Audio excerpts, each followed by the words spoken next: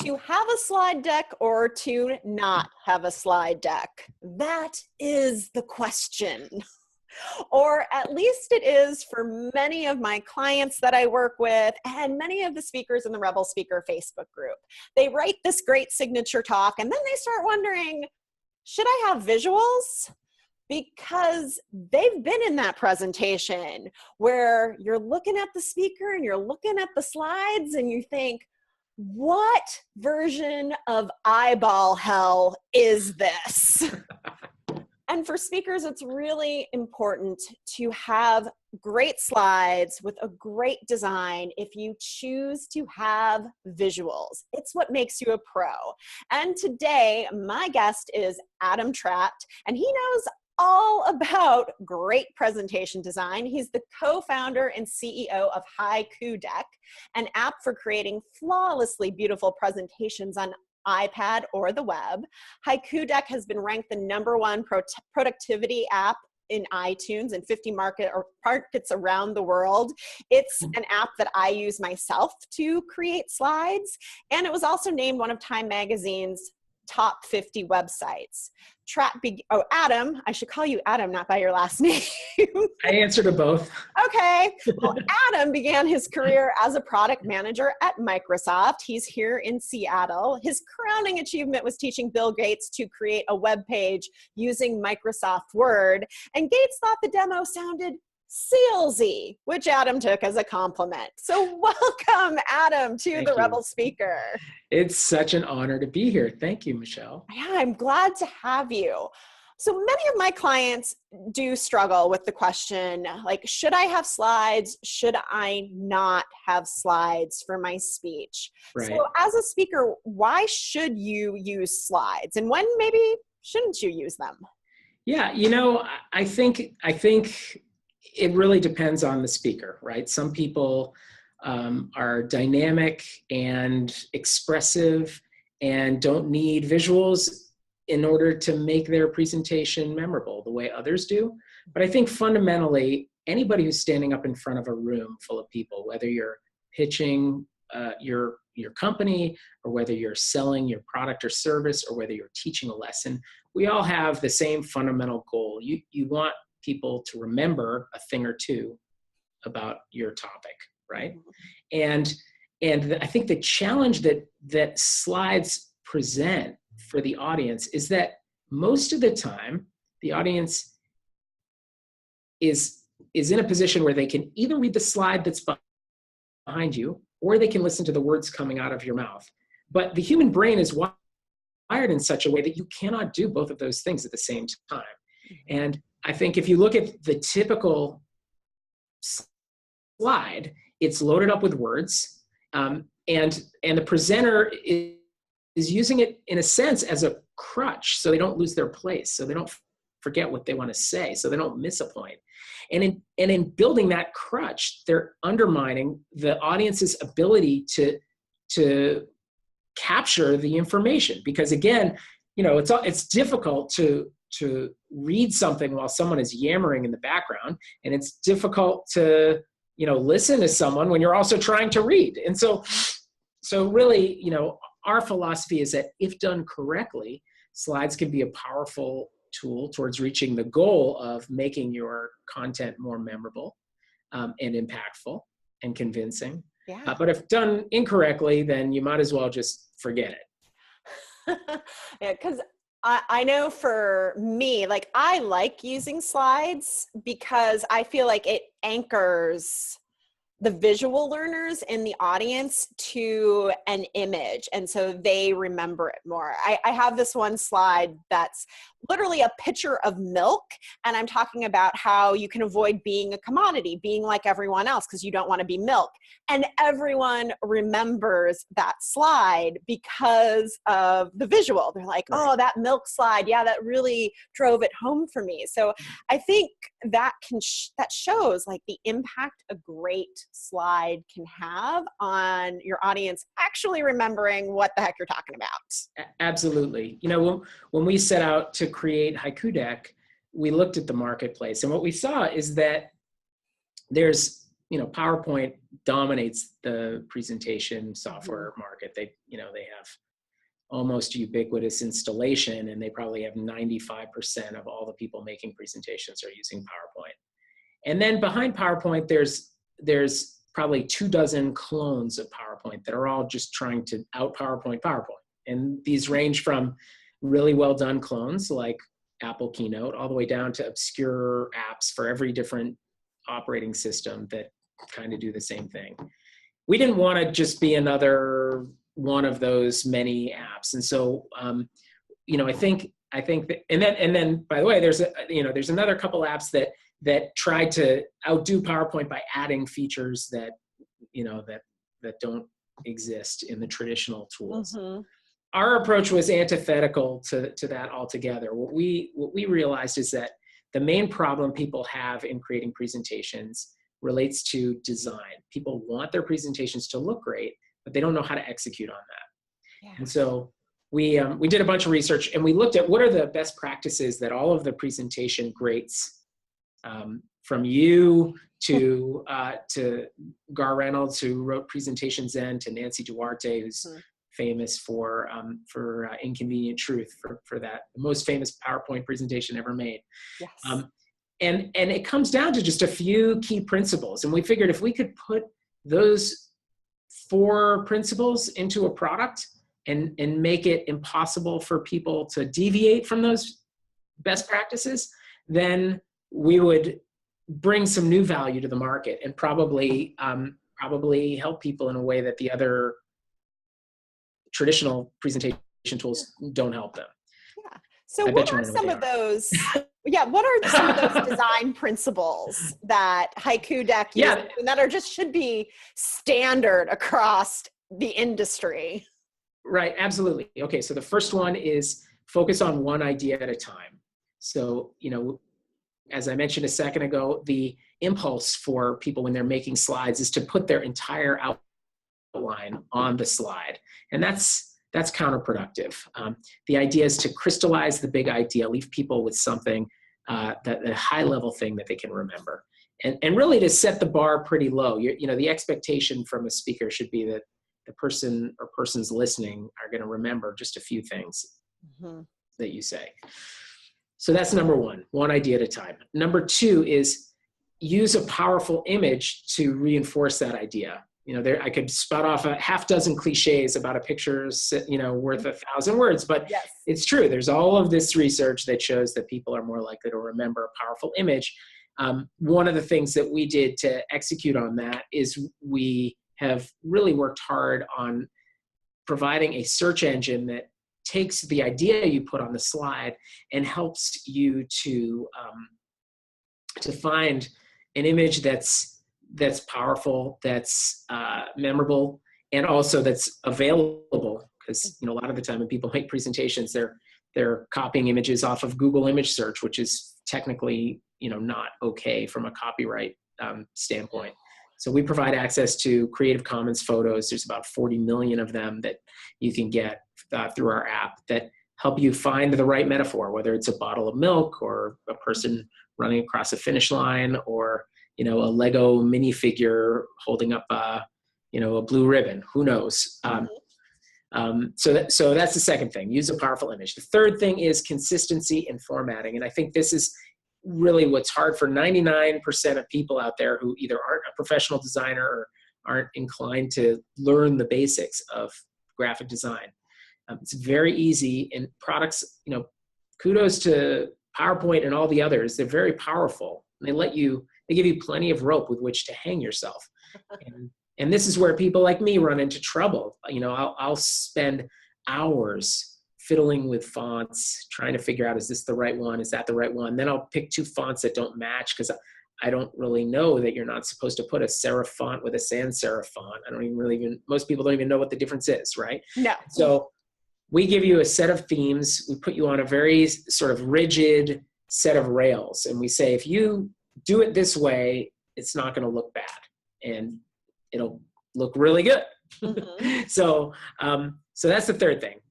One idea at a time, powerful image, consistent formatting. And the last thing is, if you're presenting data, if you must use a chart, then try to keep it simple. And so we built a very simple tool for creating infographics and or what we call stat charts and bar charts and pie charts. And because our DNA is rooted in this iPad app, which is what we first brought to market, they're very tactile in the way that they work. So you can use your fingertip when you're on a touch device, whether it's iPhone or iPad. You can use your fingertip to draw the pieces of the pie or the bar chart and just drag the little bar. So you don't have to struggle with Excel. You don't have to know how to make a chart in Excel. It just works. And all the colors match. You know, we had a professional designer give us palettes that work together. So, you know, it just ends up looking really nice. So those are the 4 principles that we built around. Now, of course, if you have your own chart, you can put your own chart in. If you have your own picture, you can put your own picture in. But we've tried to create a user experience that really puts you on these rails and guides you all the way through.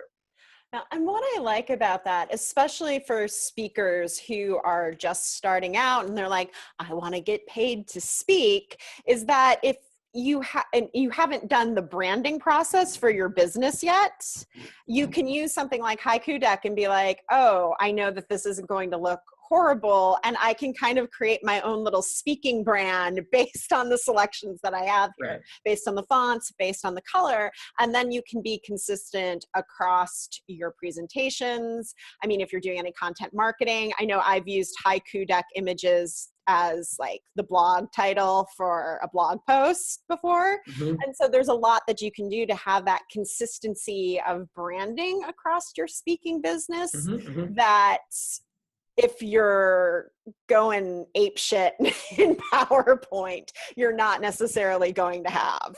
Right, right.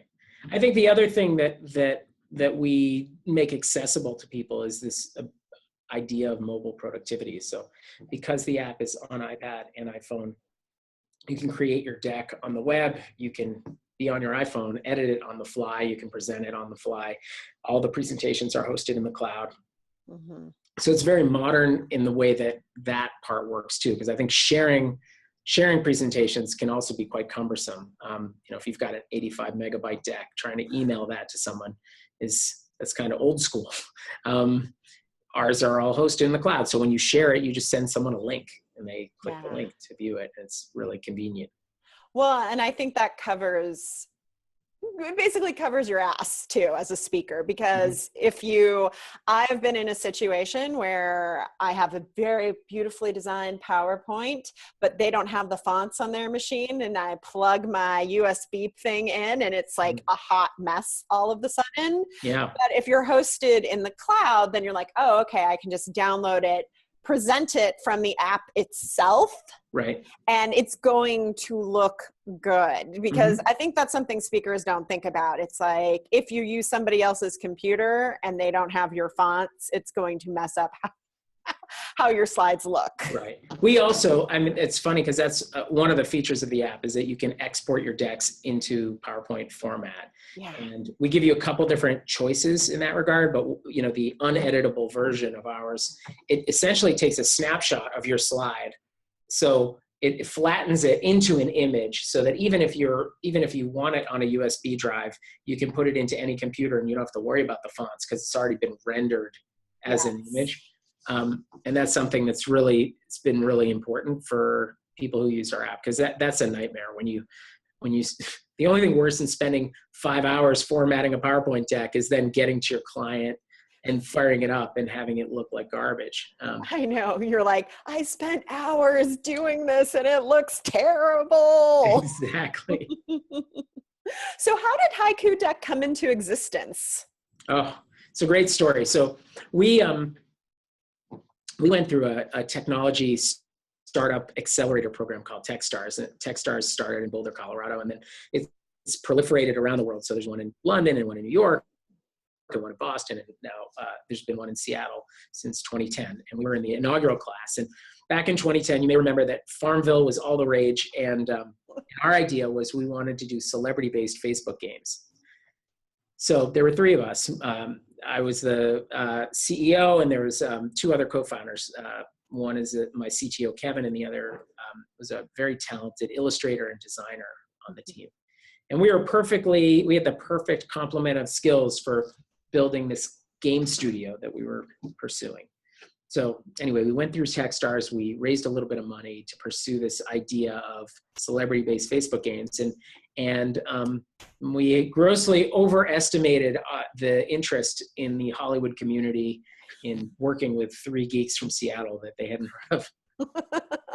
Okay. So anyway, we struggled to find a celebrity to work with us. We finally got one, a local guy, a rapper named Sir Mix-a-Lot, and we made a Facebook game for Sir Mix-a-Lot. And it was a good game. You know, it looked nice. It worked well. We launched it. The launch was tremendously successful because Sir Mix-a-Lot is a funny guy and he's interesting. And so we were talked about on 40 of the top 50 NBC affiliates, like 5 o'clock news, public interest story. And, you know, Jimmy Fallon talked about us in his monologue. It was really like what I would call a successful product launch. But in spite of that, the idea completely failed. And when the idea failed, we started to do what startups are supposed to do, which is pivot around and try and figure out, what do we learn? What are we going to do next? And in the process of doing that, we lost our designer. Our very talented illustrator designer left the team. That left Kevin and I one day working on a PowerPoint presentation to bring to our investors. And we wanted to tell them, hey, here's what we learned and here's what we're going to try next. And as we were working on the presentation, we started to bicker about who had to make the presentation. And at one point in the conversation, as it got heated, Kevin said to me, he said, you know, isn't it a shame we both used to work at Microsoft? We both know how to use PowerPoint. Why are we arguing over who has to make the deck? This is crazy. This should be the best part of being an entrepreneur. We're going in front of a room full of people to share our dream and to get them excited about our idea. And anyway, this conversation was happening at the same time that the iPad was gaining traction as a tool for watching Netflix and reading the New York Times. And we started to think, you know, Kevin was the one that said, you know, what would it look like if we tried to do PowerPoint in the context of this touch device that we are enamored with? And I said, Kevin, that's crazy. You can't beat Microsoft at its own game. That's a terrible idea. But we started to unpack it a little bit. What we saw was the presentation category predates the Palm Pilot by 7 years. So PowerPoint came out in something like 1992. And it has been abused ever since. That's right. And look, it's a great product, but it's got the same issues that any product that's been around for a generation would have. It's very feature rich, and you know, you can do whatever you want with it if only you knew how. And 500 million people make presentations, but you'd be hard pressed to find 10 of them that love Haiku Deck, right? Mm-hmm. I'm sorry. PowerPoint. Edit that out. PowerPoint. Okay. So that's kind of what got us thinking really hard and seriously about, well, how could we disrupt this category that's kind of stale? And so then we asked around and we confirmed that sure enough, there's a lot of pain around this process of creating presentations. And it's not that people don't know how to use PowerPoint, it's that people aren't graphic designers. And the bar for what looks good has gone up. If you think about software from the 90s versus software today, their design is much better. People expect things to look nice. And so we thought, all right, well, let's try to do for PowerPoint what Instagram did for Photoshop. And that was the theme that we were pursuing. And so now we've been on the market for 4-something years. We have a little more than 2 million registered users. So tens and tens of millions of slides have been created. And it's clear that we hit a nerve.